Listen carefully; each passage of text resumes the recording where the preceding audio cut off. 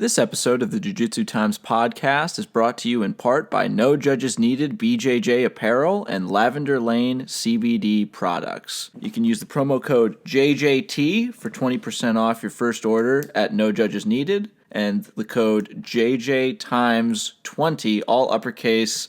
Last two items are numerical for 20% off your first order of CBD products. Thank you very much for sticking with us. Enjoy the show. Hello, everybody. Welcome back to another episode of the Jiu-Jitsu Times podcast. I am your host, Kevin Bradley, looking a little spiffier, and I've got a dust cover now, so you know time has passed. Joined, as always, by my co-host, Kevin Gallagher.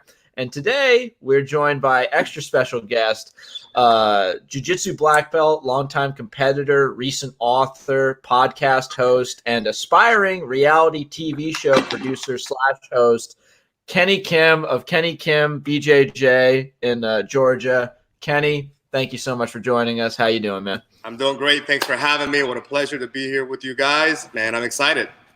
All right. Well, let's just at the outset, there's a ton of reasons we could have you in here, but we like to go over any COVID specific stuff. A lot of times that just includes asking our guests how they're doing, the real general stuff. Unfortunately, you're getting hit by this whole thing a little bit differently than most. So could you possibly elaborate on that? Yeah, I mean, as an academy owner, first of all, we've had our doors closed since March 11th. And I was actually one of the first ones. Actually, I think I was the first one.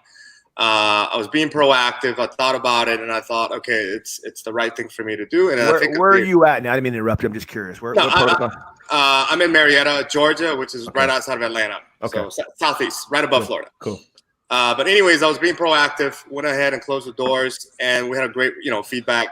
Students and fans and everybody were like, man, you're doing a right movement. And right after that, a couple of days later, everybody started to shut down. So we've been shut down for 6 weeks now, 7 weeks going on, something like that. So financially, yes, it's going to take a toll, as much as, we have students that are very loyal to the academy. People are very supportive. We have people still paying tuition, even though we've been closed, and we're giving them different options to, whether we credit the missed times, and then we have people that's canceled, lost their jobs, whatnot. So that's been tough. But the most toughest thing is not being able to, get on the mat. And we were one of the first ones. Our governor just gave the green light for our gyms to open. Today was supposed to be the day, but under further investigation, group classes are prohibited. And even though we're practicing, social distancing, whatnot, it's still prohibited. So unfortunately, I've pushed my date to probably a phase 2 here in Atlanta, which would be like mid-May, which gives us a couple more weeks. But, I've done all I can to prepare for it, infrared thermometers, cleaning stations everywhere. I mean, we just spent about $1,000 just on cleaning supplies to try to get everybody back in. But even then, it's going to be hard. We're doing Zoom classes as much as we can. So I'm working actually harder than I ever, was. I'm putting in overtime and I'm not getting paid, So many of my friends that have gyms are saying the same thing to that regard. Like, you think that, we're just taking a break. Because no, I mean, it's harder to put together the workout of the days and coming up with creative ways to do Zoom classes to keep these guys that are still paying your tuition and still helping you out, to give them content to stay engaged. Like, that's tough to do. It's really not easy. It's not just sitting in front of your laptop and teaching a move. Like, you got to keep people engaged. Dude, I seriously hadn't worked this hard in a long time. I mean, it's and I'm taking care of my employees. I'm talking with my accountants to get their payrolls right, get the unemployment ready, the loans, and everything that goes into not only having a martial arts school, but like finances. The business part of the whole thing has been tough. And then the toughest thing has been not actually for me, but I actually recently did a video, and I know Kevin just knows, but I did a video on xenophobia and how it was affecting the Asian community as a whole. So I basically talked about that. It was something that I, personally didn't. Most people don't most people walk away from me anyways when they see me on the street. They're like, who is this guy? That guy looks like Right. Tattoos everywhere. It's not the Asian, it's the tattoos. Yeah. He's like, that's a gangster guy. I can't be around this guy. The cauliflower ear and the right. But for, it's been happening to like, older women, older men, people who can't defend themselves. And as a martial artist, I truly believe like, we teach our kids to, fight off bullies, and so as adults, I mean, they're just being predators. They're just predicating on these weak people to physically, verbally, emotionally, whatever it is to, attack them. And so it's I thought important. I commend you greatly for that, because I believe that greatly. It's so there's a certain amount of distinction that we can make upon that. So it's at this point irrefutable that the disease came from China. COVID-19 100% came from China. Now we can debate whether you believe it was created in some laboratory or if it came from the wet markets of the Wuhan or whatever happened, how it evolved, but it's pretty irrefutable that it came from Wuhan. So the idea of saying the Chinese virus, or even better, the Wuhan virus, is not necessarily wrong. Okay, and I'm going to say but let me finish, because I'm going to help you with this. So in the idea of saying that, but I'm helping you with your point. The idea of saying that, yes, in historically you can say that they've named viruses after particular regions in the point of saying this is where it came from. The point of it is when it was renamed the Chinese virus, it had a negative intuition. It had nothing to do with places of origin. It had to do with placing blame. And unfortunately, by calling it the Chinese virus, it incorporated people that haven't lived in China, or like yourself, that's Korean, that has nothing to do with China, as automatically being the enemy. And it was wrong. It was wrong for that to happen. Exactly. And so even on my documentary, I even said, I don't disagree that it is a Chinese virus. It came from there, and other people may disagree with me, which is fine. But I truly believe it's okay. But when that was brought about, it started to put blame. When, especially in a world that we live in with social media and this, and when words just travel so fast, it's like it's the Chinese virus. So now you're assuming, a lot of people are very ignorant, and I'm sure you know that. A lot of people are very ignorant. Chinese, Koreans, they're all the same. I mean, it doesn't matter. It's just like everybody's a Mexican, right? That's what people think. And so when they say, oh, it's a Chinese virus, it started bringing negative heat to a lot of Asian people living here in the States. Now, what's going on over there? And I saw some cross posts where they were like, well, do you know they're not letting, Black people, African people come into the restaurants in China? I'm like, I don't know anything about that. Again, not Chinese, not Chinese. I'm not Chinese. And I don't live there. You know what I mean? Right. And I don't live there. And it's like, but I just thought I had a voice. I had a platform. Right. No, for sure, man. I commend you for that. Thank you. And usually I don't get into, the political stuff or even, talking about race, because, I have on my mats, I have hundreds of students from, different religions to different colors, and we all get along. And that's, where I want to be. But I just thought I had to speak up, because this one hit home, because like my, sister and her kids, were kind of in the midst of things where they were like, oh my God, they're here, let's leave, and our kids are like, what's going on? Why are the kids like pointing fingers at me? You know what I mean? Like when it hits home like that, I know I had to step up. I mean, if I could change one person's mind or educate, just a few, I think I've done, what I needed to do. Kenny, man, I can't tell you how much I appreciate hearing someone like yourself say that, because it's something that I believe in fully too. Like I make jokes about being famous and all that sort of shit. Like I laugh about it, but there's a very small pool of people that have any idea who I am. But in my pool, particularly locally and in some jiu-jitsu carries, like I have kids that come up to you and say, hey, Coach Kevin, you're awesome. Take a picture with me. And I'm very flattered by that. Sure. Yeah. The idea of being able to say, okay, you know what? I have some pull in the community, and I firmly believe in something. Let me use whatever limited ability I have to go out there and try to make a difference. And it helps. And it really does. Because in that limited pool, maybe I have some kind of pull. And if I change one person's mind, I did my job and I used that for good, I think the reason that the thing that really got me about your video and was part of the big thing that made me reach out to you to bring you on the show was that you made sure to say that this isn't just affecting Chinese people. This is unfortunately a lot of people don't even know the difference. It hit home for me because one of my best friends, Tristan, his whole family is Filipino, right? And he's been he like him, his mom, and his some of his other relatives, his uncle. They're all living in New York right now. They're getting constant shit from people off the street, and he was telling me about it.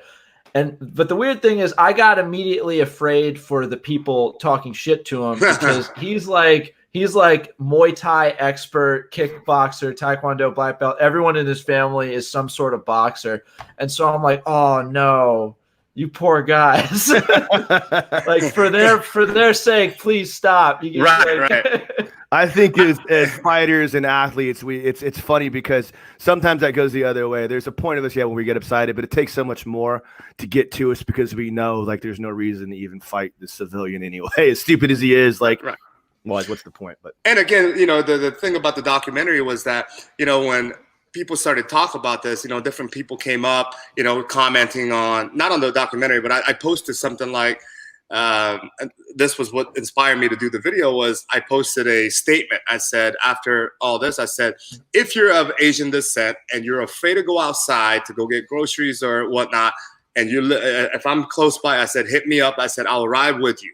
That's exactly what I said. Oh, man, that's cool, dude. And that comment, I mean, that post got hundreds of comments. It got shared hundreds of times. And I thought, you know what? If people feel the same way, why can't I do a video to kind of educate people? And that was the whole thing about education, was that people were like, man, if I'm out there, man, I see something like that, I'm going to beat his ass. I'm like, guys, it's not about, beating somebody's ass. It's not about, Kenny, you're awesome, dude. Good work, Kenny. That's the truth. Well, I think in so much in life, particularly in the world we're living in now, if we can open up lines of discussion and at least talk to people on the other side and hear what they have to say, because again, we're all humans. I say this all the time. We're all humans. We all do the same things. We all put our pants on the same way. We all have the same hopes, fears, and desires, right? Mm-hmm. You know what I mean? It's just what motivates me at the end of the day is probably what's going to be motivating them at the very most rudimental level. Let's figure out how we can make those lines cross. You follow me? But it's just, and if you argue, nothing like that happens.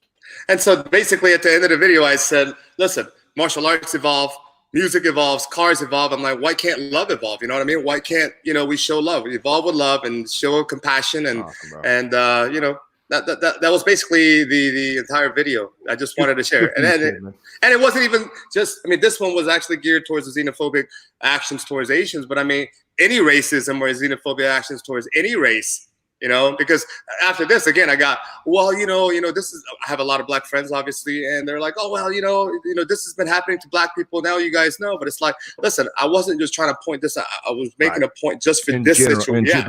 Situation, right? 100%, dude. Yeah. I think it's also just, I don't want to beat this to death because I don't want to turn into that show, but I think it's also to kind of remember that the idea, the difference between like politics and people, like all the issues with China, because it's becoming fairly obvious that China did their best to hide the reality. Oh, yeah. And here's the thing, like that is a government. That's a government, and at the end of the day, all innocent people everywhere forever. And even to take it one step further, now we're automatically discounting all of the advice that any Chinese scientist has to offer on the issue, when in reality these scientists are highly regarded members of the medicine community and the pandemic community, because right there in Wuhan is where it all where the hotbed of all that shit is. And we're saying that these people that are really dedicated to telling the truth are now trying to help us. We're not taking any advice because the politics. Anyway, whatever. I don't want to get into that. There's a level of distrust based on our experiences with the Chinese government, different governments. That's. Imagine the Chinese people. They live there and they were lied to. You know what I mean? Exactly. So now I guess the point of the matter is you don't blame everyday people for the decisions of the politicians. Like, they're just trying to live their lives. Fuck, I didn't know. What do you think they called me? It was like, hey, let's talk about this cover-up story. They're like, I had nothing to do with it. Hey, Kev, this is China. Hey, Kev, what do you think about this? Right. Well, cool, man. Mr. Gallagher.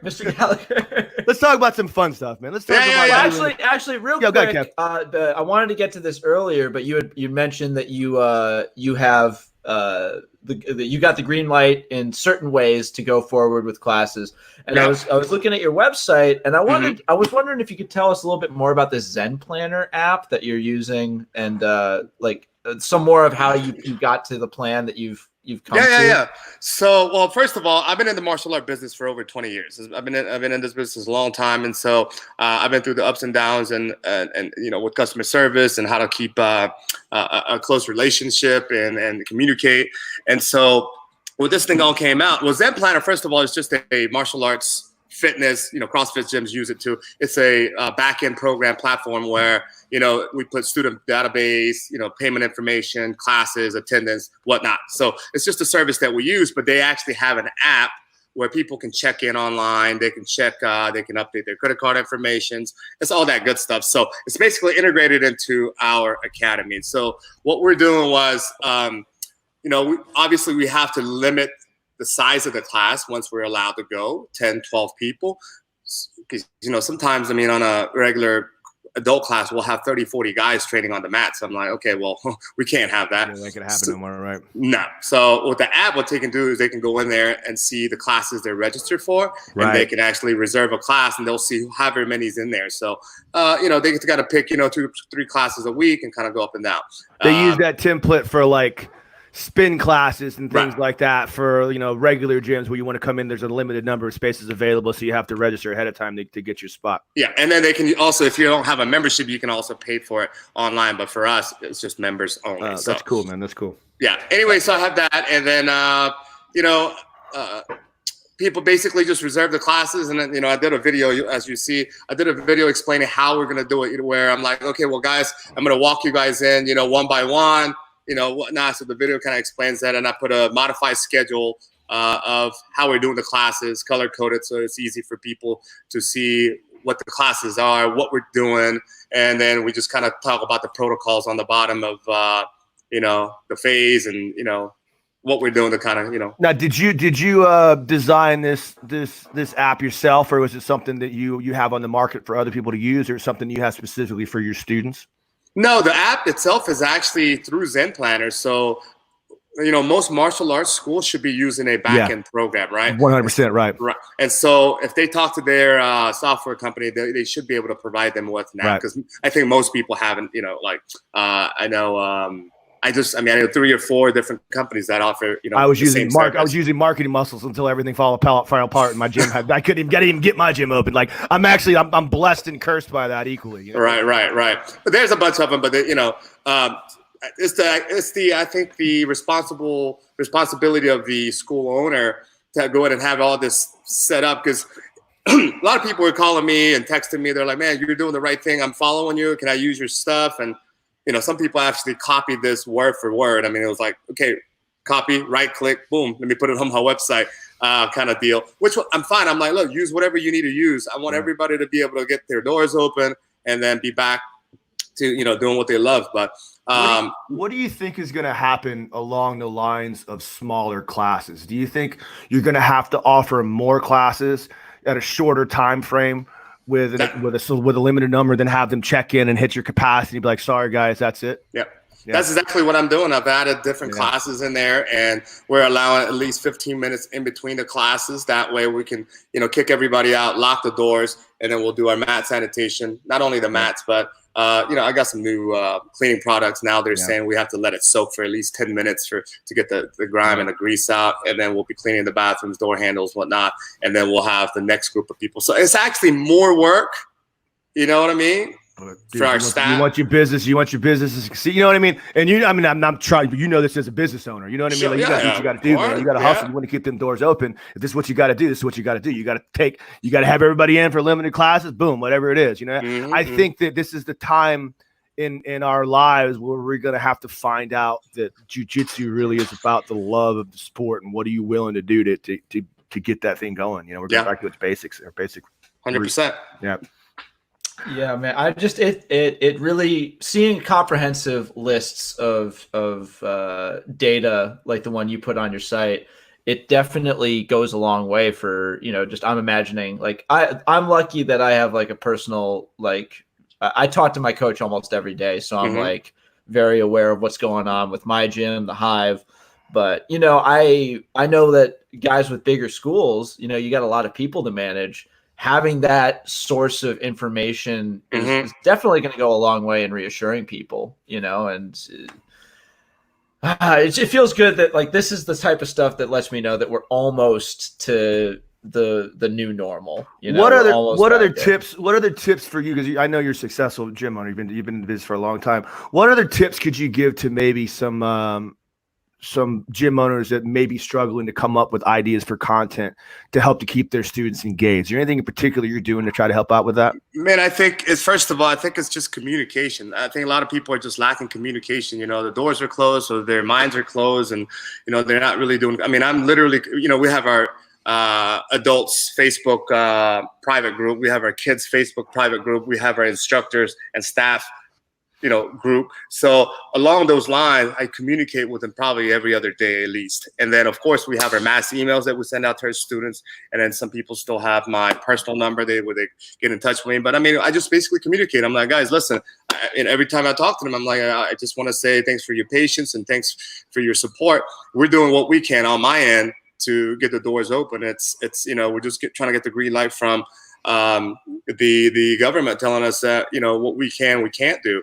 And I just basically do that, and I ask them, hey, what do you think about this? So like for the kids classes, we're doing the online Zoom classes twice a week. It's okay. It's not like huge, but it's okay. And then we have people like our adult class. And I said, guys, we're going to do a Zoom class. Nobody was interested. I mean, it was like, I don't want to do that bullshit, stupid solo ass drills, like. I'm like, hey, I understand. I said, okay, well, how about this? So I actually said, how about we do a film breakdown? They're like, what's that? I said, it's basically, we'll get on the Zoom. I'll share my screen. We'll watch a video, a competition video or whatever. I said, I'll break it down. I'll pause it. I'll put arrows here, arrows there, what grips are important, whatnot. They're like, oh, that's pretty cool. So I did that last week, and we had about 15, 20 guys that jumped on, Zoom. So it's keeping people engaged. I think the most important thing is keeping your students engaged, whether it's through mass messages, whether it's through videos, whether it's to whatever it may be, whatever your thing is. You know what I mean? What do you say to guys that sometimes say, man, like no one's going to watch this stuff. Why am I even bothering doing this? Why would I even, it's maybe they don't have the confidence or the belief in themselves to be able to hold their audience to that point. Well, if one person watches it and benefits from it, you kept that one person. And that's exactly what I was telling myself, all through these years, and especially lately. I was like, man, if I write a book, why would I write a book? Who's gonna read my book? Right. Who's gonna watch my YouTube channel? Who's gonna watch my reality TV? Who's gonna do the? So I had these same thoughts, but just like we do on the mats, like, man, you get tapped out, you come back, you do it again, you do it again. Eventually, you're gonna kind of get good. So I kept on doing it. I'm like, okay, well, I just want to be a voice. I just want to be a voice. And then people started to actually tell me, hey, why don't you go through with that? And the funny thing is, I said, okay, well, let me do it. And I started to trust myself because I know I could be a voice. Like when I wrote my book, I basically wrote it. I had a guy edit it out, and we had it made. Man, the first 3 orders immediately came in. One was from the United Kingdom. The other one was from Australia. The other one was from Canada. I'm like, holy shit. How did these people even know me? How do they even know that I have a book? You know what I mean? And it was great. And they were sending me messages, and so, that being said, what I'm saying is I think it doesn't really matter. I mean, if one person is watching your video, it could be your neighbor, it could be your 5-year-old student, man, somebody's watching it, you're doing it, if you can do it better, or you can do it better than one other person, you're doing it. Yeah, I think real quick. I think we're going to go more into your book, but right now I just want to take a brief pause, small commercial break for some of our sponsors. Yep. And right now I'm going to pass it off to Kevin in the future, who's editing this in post. Take it away, Kevin. All right. Thanks, past Kevin. Also, great decision to do all the editing for this episode super late at night. I really appreciate it. It's going to pay dividends for us mentally down the line. But we're not talking about that. We're talking about our sponsors. Now, for our audio-only listeners, you will have no way of knowing that I am currently decked out in one of the many amazing products offered at No Judges. Hang on. Let me see if I get that. No Judges Needed. No Judges Needed. I turned around so that you could see the logo on my back. But No Judges Needed, one of our day one sponsors, absolutely stud apparel company full of rash guards, fight shorts, casual wear, gis, everything a budding BJJ athlete could ever hope to find underneath the Christmas tree. Or any other day of the year. It's year-round appeal, everybody. And I'm going to need you guys to listen up right now, because if you think the party train ends there, you are sorely mistaken, and how dare you doubt me. The guys at No Judges Needed love you, the listeners, so much that they've partnered with us to give you your very own promo code that we said earlier in the episode, but you might have forgotten it. You might have skipped that part. So I'm here to remind you. Use the code JJT at checkout to get 20% off all purchases. It never ends. Never-ending savings, everybody. All right. Now, back to that good-looking host of a man, Kevin in the past, who's much more awake than I am. Have at it, buddy. Well, thanks, Kev. You're the best. All right.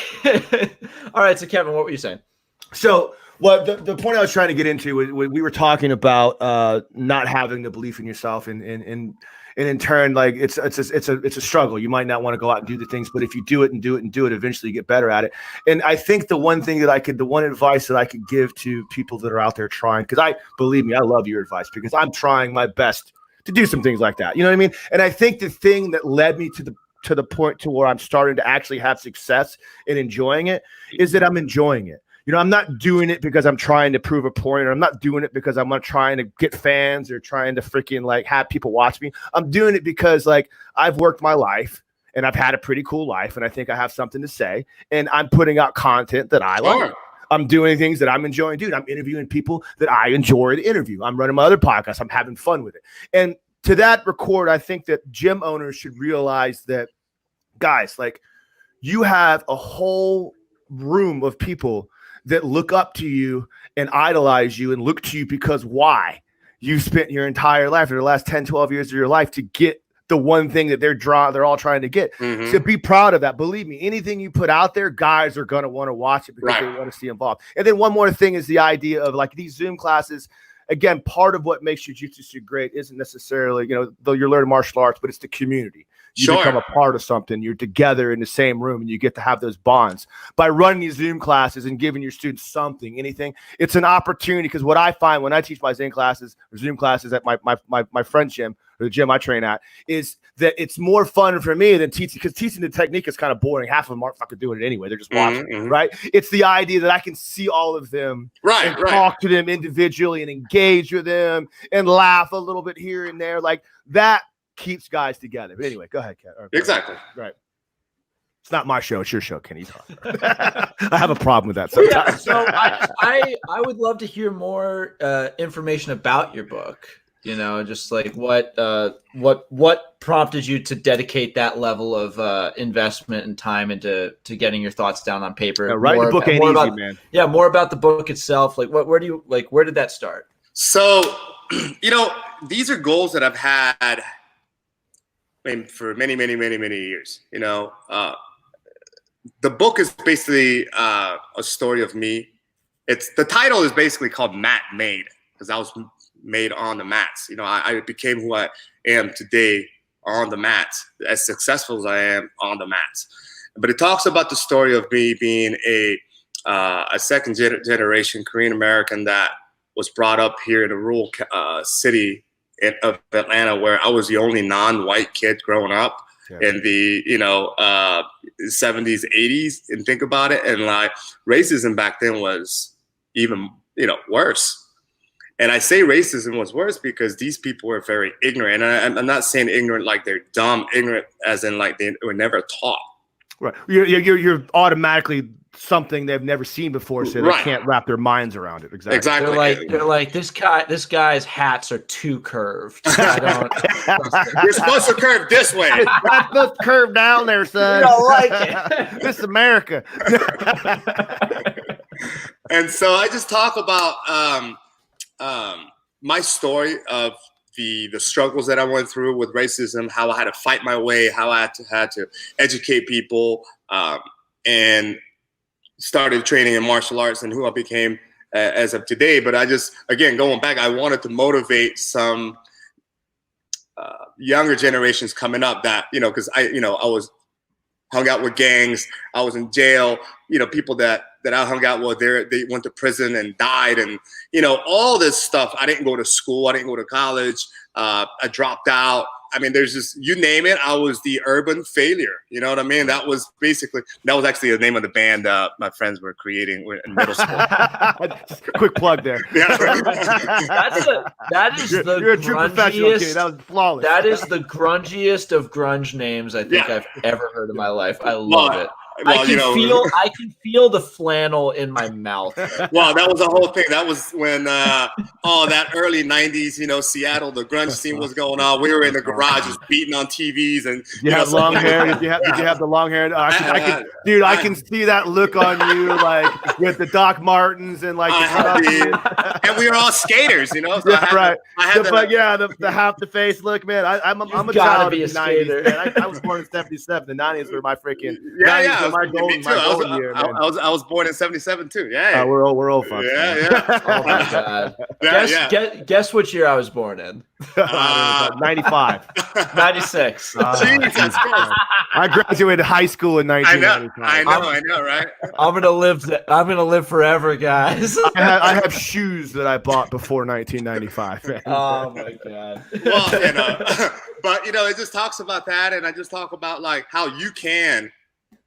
Person reading the book, you could be a piece of shit. Like you think you're a piece of shit. Oh, you don't have anything. I wasn't born with a silver spoon in my mouth. My parents are immigrants. They were working 2-3 jobs. They were barely home I was sharing a room with my sister and my grandmother. You know what I mean? Like I had to stand in a lunch line to get free lunch, assisted lunch, and kids would make fun of me because of that. Right. You know what I mean? I think that it's important I think it's something that as society we tend to not place together with why kids like yourself may go down the wrong path and start joining gangs and what a gang necessarily represents. Because someone like yourself, a Korean American growing up in Georgia, you know what I mean? Like it was probably very difficult for you to find any real sense of community for yourself. Right. And then when you pile on top of that, not having enough money growing up poor, it automatically puts you in less and less opportunities to find community. So what happens is now you're drawn to the idea of this community, even though it's wrong. And guess what? They also hate everyone else that is not you out of the community. So you become, that's why gangs like this start to happen, because they get to a point where like, hey, the world hates us. They never threw us a break. Yeah.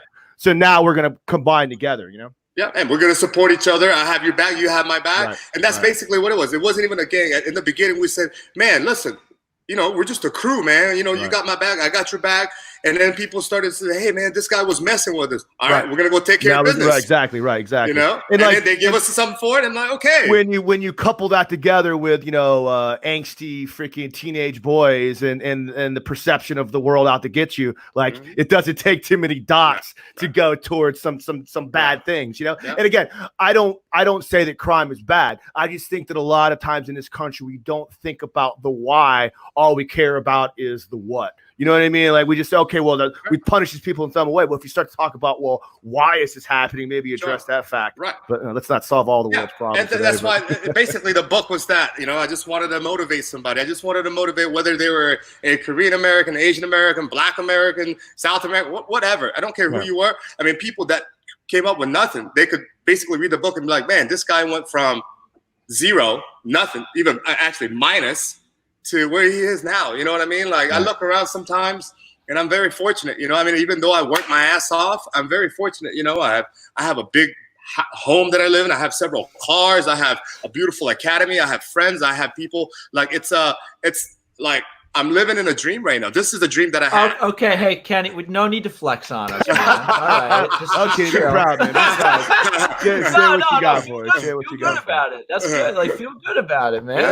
Living the dream. I think a lot of times, that for better or for worse, there's a lot of people in the world that have not seen the darkness of the world like yourself, if not understand what it's really like to go through a situation like that. And that's not to say that people that haven't won't ever understand the world in general, but the idea that you have gone through that and have now conquered that and are moving on in a positive manner. And now even more than that, want to take the time to share that story to help say, hey, you know what? Like I've been there, I've done that. I've got through it. And this is how I did it. And if I can help a few people in the process, like, Good for you, man. I really mean that, dude. That's good stuff, man. Yeah, thank you. And so basically, just cut it short, the book basically says, I'm teaching people how to become a black belt in life. Right. Black belt essence. That's it. And then I kind of share about like my daily routine. I wake up early, drink my coffee, do some meditating, how my day goes, physically keeping my shape, in shape, like reading books, getting my, mind stimulated, and, just some basic stuff that people can follow along. Let's talk a little bit about that. Let's talk about how the struggle to learn jiu-jitsu and eventually go down the path to get your black belt maybe correlates with your personal struggle and some of the things you've learned from your personal struggle from life to conquer your demons to along the road to get your black belt, how they correlate. Man, just as we do on the mats and, you guys train, and our listeners, most of all the listeners are practitioners of jiu-jitsu. There's times you want to quit. No doubt. You want to quit. You're like, man, this is too hard. I don't even know why I'm here. It's like, man, I'm getting my ass kicked. I mean, I'm getting in positions that, like, it's like, why am I even here? And I question that even coming up, especially, I think, through my blue belt. I was a blue belt for 5 years. I'm like, I must fucking suck at this because my, professor, he's promoting everybody else, but he's not promoting. So I'm like, I must suck at this. But he had better reasons. But anyways, so those times, every time that I felt like I wanted to quit, jiu-jitsu actually helped me.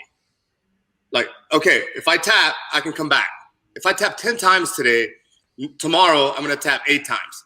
And then the day after that, it's going to be 6, 5, and eventually I'm going to start tapping them. Like, it was one of those like slow growths. You know what I mean? Mm-hmm. And again, there's times that I wanted to stop. I'm like, man, I don't know why I'm even here. I'm getting my ass kicked and this isn't fun. But you know what? Something told me that I had to go back. Like I had to, I knew it was good for my soul. Right. And so every time I did anything in business or a personal life, I always thought about that. I started training jiu-jitsu when I was 19 years old, and I'm 42 years old now. So, so now when I think about, my personal goals, I'm like, man, I can't do it. It's too hard. I'm going to give up. And I've been a person, and I said that on my book. I was very fearful. And I was always a little scared little boy. I'm even coming up, even I would say even in my early 20s, I call myself a boy because you know how it is now. I mean, like I look at a 20-year-old, I'm like, if you're under 35, you're a kid to me. You're still a kid, right? Exactly. I call them kids. I'm like, hey, this kid over here. They're like, right. It's like, dude, I'm 30 years old, man. I'm like, yeah. But that's great. It's funny, yeah. You're still you're an infant. No, go ahead, Kenny. And so that's it. I just started to use that towards my life goals. I'm like, man, this is too hard. I don't think I can do it. And then I tell myself, I'm like, hey, listen, if you're able to get your black belt, you had all those tough times and getting smashed. And of course, I have my other martial arts background too. But I'm like, okay. So I started using that as like I basically use it as an analogy. I'm like, okay, on the mats, this is what happens. I kept going. So in life, it can't be hard as that. Like I was physically getting abused and hurt. I'm like, this can't be that hard. So it helped me train my mind to not give up. I just said, listen, if I don't give up, I'm going to be able to achieve whatever I want to achieve. It may be slow, but I'm going to get there. That's cool, man. That's an interesting take on that because I never really thought about that, because so much in life and so much of what holds us back is self-doubt. It's the same idea when you talk about why as an instructor that runs a jiu-jitsu school, you feel like you're not able to go out and teach a Zoom class. And it's because in your mind, you think I can't do this. No one's going to watch it. Why am I bothering? All these feelings of self-doubt that come inside of you. Like there's not too many other things in life that better exemplify overcoming self-doubt than the journey from white belt to black belt. I even as a black belt now, I still have moments where I think to myself, God, like I plateaued, like I'm just not learning anything else anymore. Now I know that they're just part of the dynamic of things that I will eventually get better from that, but it never stops. You're always doubting yourself and you always feel like you're not, but you're also always understanding and overcoming that if you keep training. Yeah, I mean, and that's self-doubt, that's everybody has that. Doesn't matter who you are. And I think I was speaking with a person that has like millions of followers, and they said they have self-doubt. They're like, man, I put the content out. It only got, 10,000 likes. 100%. Oh my God, right. I usually get 2 million. I only got 10,000. Was something wrong? But it's like, it doesn't really matter. You got 10,000 people to look at your, like your, post. And so even if it's one person, which is good, you got to start from somewhere. That's what they were saying. Like even my podcast, it's called the Rap and Tap Podcast. We've been kind of quiet once the whole thing started. Another flawless plug, bro. You're really good. You're professional. Don't think I'm not taking notes. Also, I gotta fully admit that you got a dope logo for that thing too. It looks pretty good. Well, my partner, my co-host, is a student of mine, but he's also a pretty well-known R&B artist. Okay. Like he was with Maybach Records with Rick Ross, and he did a bunch of with Wiz Khalifa. You name it, he's done tours. Oh, shit. Well, he's got the pull in the b-boy world or whatever. Like yeah. I mean, he's so. Can Anyways, you still say b-boy? Is that cool? Are we cool with that? Is that like, help me out, old man? B-boy still good? I think that's different. That's a different genre. The b-boy is more. But anyways, yeah. One day I was talking to him. I'm like, yeah, man. He's like, I've done radio shows and this and that. He's like, man, just do it. I'm like, what do you mean? I don't know how to do it. He's like, man, just do it. And so we decided, okay, what are we going to call it? Man, I'm the tap guy. He's a rap guy. I'm like, okay, it's the Rap and Tap. One of our students actually came out with the name. And it's kind of like this. We just talk about, current events. We just talk about all bullshit and people listen to it. So. From someone, I have another podcast myself, the Old Man Grappling Now. Shameless plug number 2. I'm learning from it. I actually me and my boy Tristan that I brought up earlier, we just filmed the first episode of this experimental thing we're doing, and it's called Kicks and Grips because he's like a striker and I'm a grappler. But the point I'm trying to say is like when I first started my podcast out, like, you don't fucking podcast. I don't know what the fuck I'm doing. You know what I'm talking about? Like, but you get it. It's horrible. You know what I'm talking about? There's like literally like 30, 40 minutes of dead air. You don't know what's going on. I hated listening to myself. I'm like, yeah, right. You get embarrassed. What the hell? Yeah. But you understand as you go. You get how to not necessarily interrupt, but you kind of have to keep the conversation going and figure out ways to keep it kind of interesting. And you don't do that on your first podcast. You don't do that after your third podcast. It takes a long time of working at to kind of get that down. I'm still working. I still hate myself. Kevin, every time I do a podcast, I call him up and it was horrible. I wouldn't shut the fuck up. All I do is talk the whole time. I mean, look, Kev, my dad just listened to the Droop episode, and when you mispronounced fictitious. I think you said fictional. Whatever. And he's just like, that's as long as you understand, it's okay. That's right. That's the episode. Tell your dad to break his arm about 4 or 5 places if he wants to see my fictional arm bar. No, okay. I'm joking, man. I'm joking. Well, okay. That's a deep well to go down, that journey from white to black belt. I don't know if we have the time to parse through it, but I wanted to move on because you were in the middle of starting a new initiative, a new project before COVID sort of took the bite out of everybody. I said aspiring reality TV show host in the beginning. Could you describe that project a little bit more for us and where it's at right now? So it wasn't so much me. We just had to do it with me because we got to save money. So I don't have we didn't have the budget to like hire a host. But anyways, the show, like just like my book, the show is called Mat Made. There's so much stuff that goes on the mats, right? I mean, you have, from people overcoming, fears to gaining confidence to, there's so much that jiu-jitsu offers. When you hear, people say, oh, jiu-jitsu saved my life. Jiu-jitsu saved my life. So I wanted to kind of showcase that part. Like, okay, what did jiu-jitsu do for you? I wanted to do like almost like a sit down interview of like, okay, what has jiu-jitsu done? Like, what positive impact has it done? Like, what's changed? Right. And so along with that, I'm like, people always like action, right? They like to see, fancy stuff. And so basically the reality TV show that I'm trying to, that we're going to be filming, I will visit your city, wherever city. We actually had everything set up for our trailer, but I'll visit the academy. The academy instructor will show me a technique. We'll do some live training. So it's just little action shots. And then we're going to sit down. We're going to do the feel good, like human to human. Like I'm going to sit down after we get done training. We're sweating. We're feeling good. Whether it's the instructor, one of the students, or one of the kids, I'm going to sit down with them and we're going to talk about their struggles, how jiu-jitsu has helped them overcome their struggles. Okay, it could be like PTSD. Okay, you know, I was in the Marine Corps. You know, maybe highlight a particular student from each gym, whatever the show, show takes you in. Right, I get the format. Right, yeah, exactly. And then boom, right after. So we got right now. Those are two things, and then on the third component is the food and the entertainment. So like in Florida, we had a set. We're gonna be visiting taco spots. I'm gonna be grading the tacos. Like, hey, this shit is good. Right. We're having a couple of beers, and then we're gonna be doing some fun stuff. Like, you know, so that's the call out video that we were doing. It's like, hey, if you have what it takes, call me out. It doesn't cost you anything. We'll come out.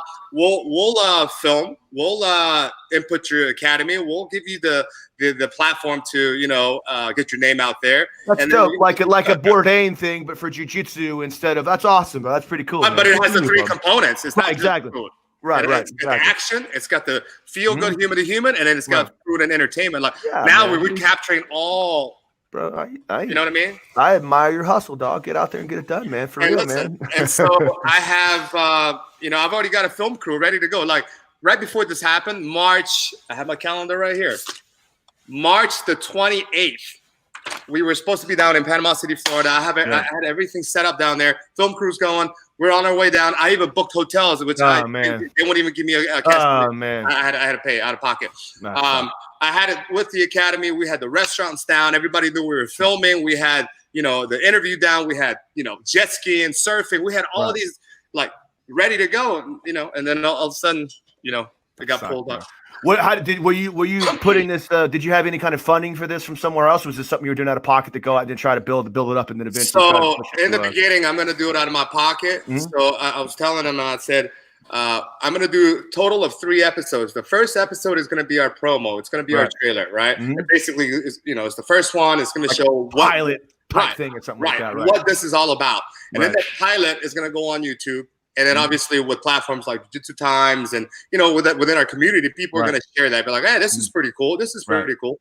And from there, if we have enough, you know, viewers, we were going to actually approach I got some contacts here. Whatever. You don't have to tell me specifics. I get it. Go ahead, man. Right. Networks. Sure, but even with that, we're going to do the promo, and then I'm going to do 2 more episodes. You know, if I have to fund it out of my pocket, I'm going to fund it. So we're going to have a total of 3 episodes guaranteed. Like, I mean, this is done.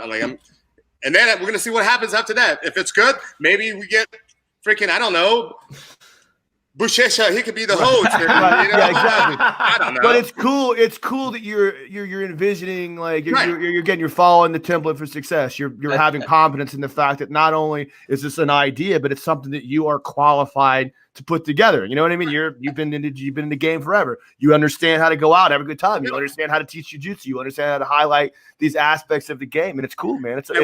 And another idea that gave me this is that, you know, when I go to teach seminars with my friends and we travel, this is exactly what we do. Yeah, like 100%, dude. Like I go all the time. I'll go compete in fucking LA or something like that. Like I won't make a lot of money, but I'll get a free trip to LA and I'll hang out with my boys in LA and fucking, you know, go train and go eat tacos and go to the beach and hang out or go to New York and do that thing too. So it's true. It's what we do, man. It's my life. You know what I mean? And so the only thing we're doing is just putting it on film. Yeah.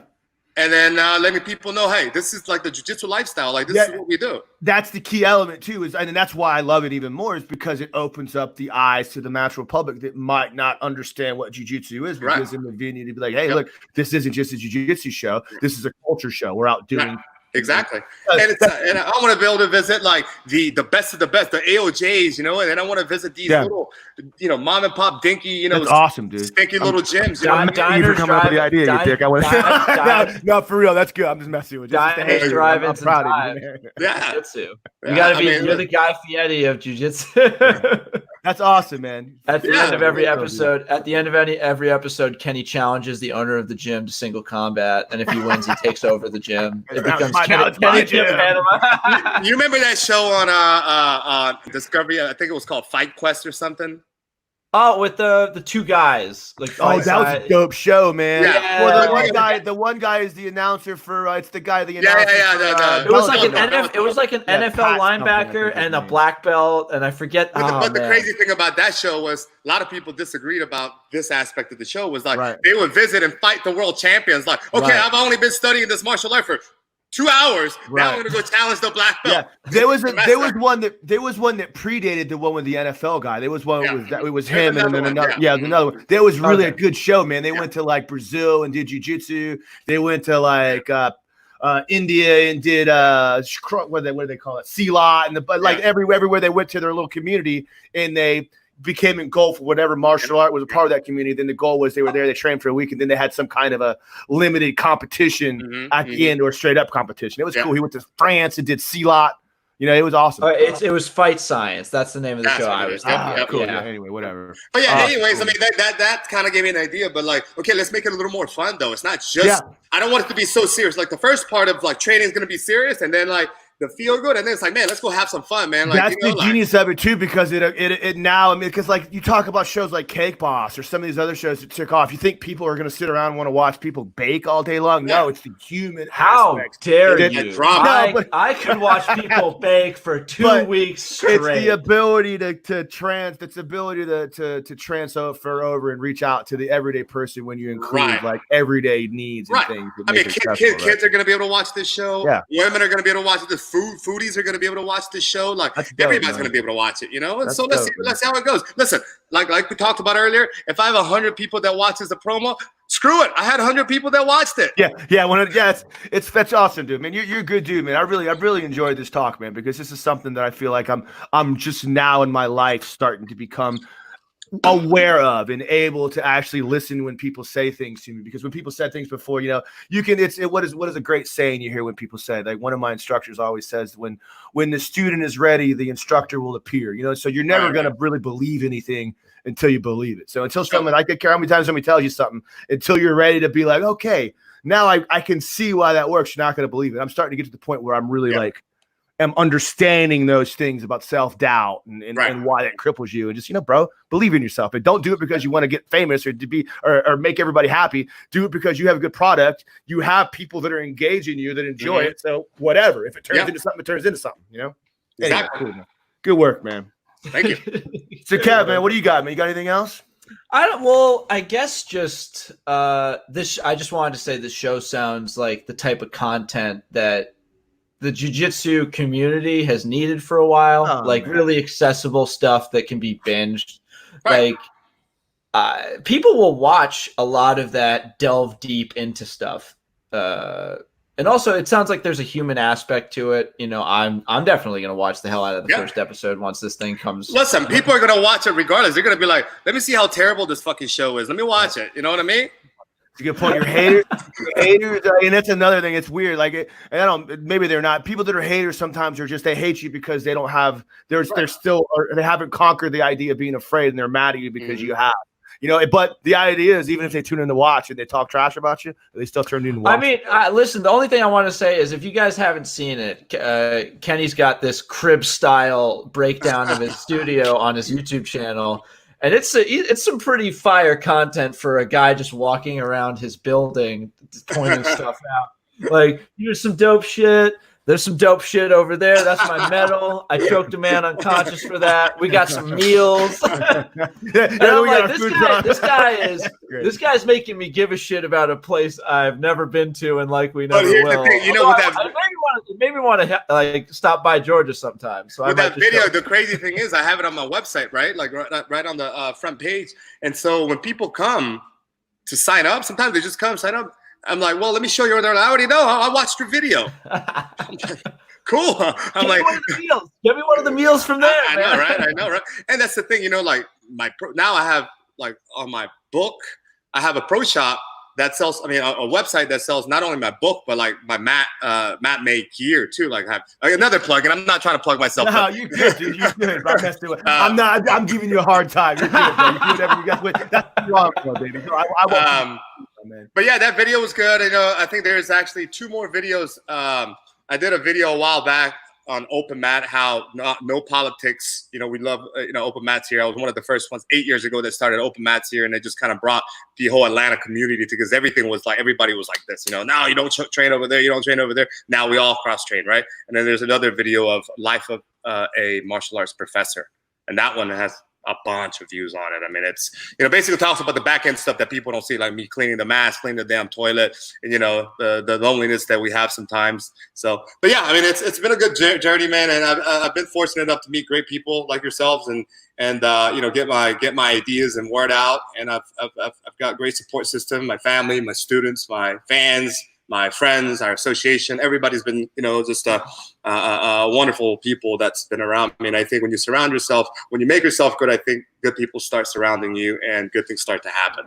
Yeah, man. I just and maybe in closing, just to tell you, like, I want to let you know that, like, I appreciate you and what you stand for in today's world, man. I really do, because I love the sport of jiu-jitsu, and I'm very glad that people like yourself are out there trying to promote it for the right reasons, for reasons that are not about like your selfish desires, but about showing how much you really love the sport. And I'm not saying guys are being selfish, but they're trying to be, if you're trying to promote for yourself to make yourself a better athlete or whatever, to get more matches, that's understandable, but you're doing it because you love jiu-jitsu. Yeah. And it's awesome, man. Thank you.